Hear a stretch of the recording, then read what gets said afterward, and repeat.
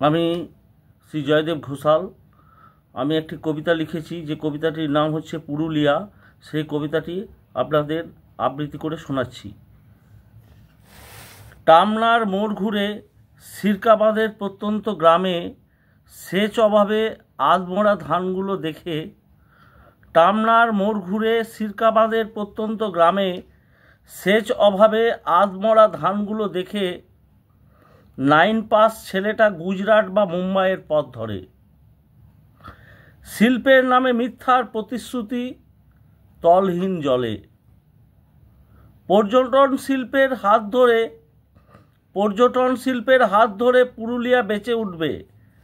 ভেবেছিলাম পাশের বাড়ির সীমা স্কুটি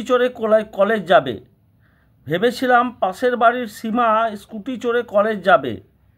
এসব আজ বিষবাও জলে। পুরুলিয়া বাঁচবে শুধু ভোটের বাজারে, বাস্তবে নয়। বনপলাশের পুরুলিয়া, নলেল গুড়ের গন্ধে ভরা পুরুলিয়া, এসব সব সয়। শিল্প গড়ো, চাকরি দাও, নতুবা সময়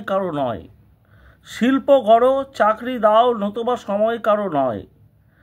আমার মুরগুমা, অযোধ্যা, বেগুনকোদার বা ঝালদা, এবার জাগো, ভোটের বাজারে নতুন কিছু করো, নতুবা পতন অনিবার্য। যদি কবিতাটি আপনাদের ভালো লেগে থাকে তাহলে আমার চ্যানেলটিকে অবশ্যই সাবস্ক্রাইব করবেন। আপনাদের অনেক অনেক নমস্কার, আপনারা পাশে আছেন। নমস্কার।